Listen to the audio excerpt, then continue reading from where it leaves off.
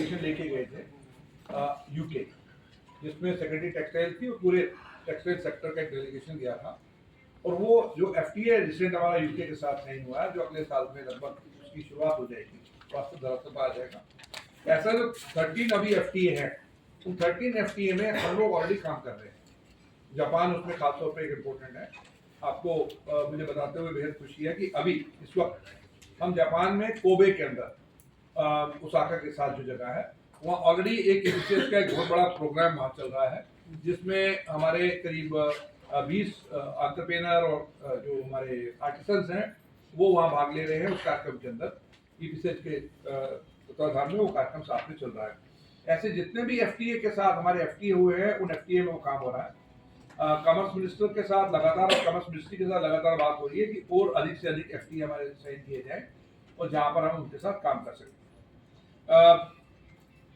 FTA के अलावा जो अभी US का जो पूरा का पूरा इशू है, उस इशू पर जैसे और एक्सपोर्ट मिनिस्ट्री काउंसिल ने हमने भी यहाँ पर एक अपना सबमिशन दिया है टेक्सटाइल मिनिस्ट्री को, और उस सबमिशन में हमारा कुल मिलाकर के एक एनालिसिस हमने उनको दिया है।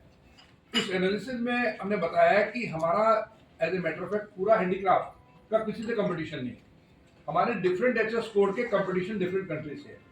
यानी कुछ ऐसे प्रोडक्ट हैं जिनका कंपटीशन वियतनाम से है, कुछ प्रोडक्ट हैं जिनका कंपटीशन हमारा बांग्लादेश से है, कुछ प्रोडक्ट हैं जिनका कंपटीशन हमारा टर्की से है, अलग अलग कंट्री से है, कुछ का इंडोनेशिया से है। और हमने उनके जो टैरिफ रेट्स हैं, चाइना हमारे लिए इतना बड़ा कंसर्न नहीं है, चाइना उसके बाद है कंसर्न, 40-50% कंसर्न चाइना भी, मेटल वगैरह में चाइना का कंसर्न है।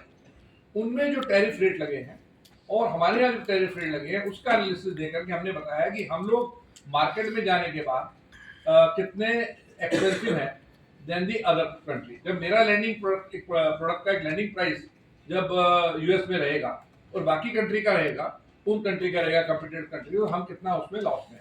ये नॉर्मली जो हमने देखा करीब -19 मतलब 19% से लेके 34% तक हम लोग एक हमने कम्पिटिटिव फिगर बनाई है, जिसमें हम लोगों का अपना गैप है। ये क्रिटिकल गैप है। इस क्रिटिकल गैप को मीट करने के लिए हमने सरकार को कुछ अपनी जो है रिक्वेस्ट रखी है इस डाटा के साथ में, और उसको आपको पेपर भी हम आपको प्रोवाइड करा देंगे। हमारे रावत जी और वर्मा जी अपने इंडिया में वो आपको एक बकाया इसका सबमिशन हुआ है, जिसके अंदर में हम लोगों ने ROS डिटेल की बात भी की है, जिसके अंदर हमने खासतौर पर एक तरह से सपोर्ट, कैश सपोर्ट भी कहा है कि एक एवरेज कैश सपोर्ट बनाया जाए मार्केट में। और साथ ही हमने कहा है कि बैंक से भी कुछ राहत दिलाई जाए, जो अभी हमारे pre shipment post shipment credit है, जो इंटरेस्ट इक्वलाइजेशन स्कीम है, उसमें फर्दर उसको इजाफा किया जाए। और इसके साथ ही हमने वहाँ पर ये भी कहा है कि हम लोगों की मार्केट एक्सेस इनिशिएटिव्स की सपोर्ट बाकी कंट्री के लिए बढ़ाई जाए।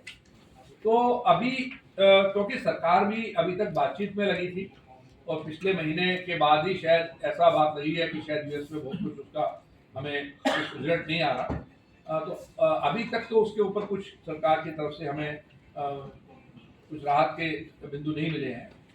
एक और खास बात हमने कही थी कि पूर्व में ATHSC एक होता था सेक्शन इनकम टैक्स में, जिसके जरिए all taxes on the income tax were free from income tax, ATHSC section पर हमने उसको भी रिवाइव करने की बात की है, ताकि इनकम टैक्स एग्जेम्पशन जितना भी एक्सपोर्ट्स है उस पर इनकम टैक्स एग्जेम्पशन मिले। तो इनकम टैक्स एग्जेम्पशन बहुत ज़्यादा तो होगा नहीं, जब आपका जो लोग खासतौर पर US एक्सपोर्ट कर रहे होंगे तो वैसे ही घाटे में होंगे, माइनस में होगा तो इनकम टैक्स वैसे रेट नहीं होगा, लेकिन फिर भी एक राहत है और खासतौर पर वो सरकार का एक साथ की बात है, उसके साथ में साथ रहेगी। ये बातें साथ में हुई हैं, इन बातों पर चर्चा हुई है, सामूहिक रूप पर भी हुई है सब एक्सपोर्ट प्रोटेक्शन काउंसिल की, और इंडिविजुअल तौर पर भी हुई है टेक्सटाइल मिनिस्ट्री में, कॉमर्स मिनिस्ट्री में और फाइनेंस मिनिस्ट्री में, तीनों जगह इनकी चर्चा जारी।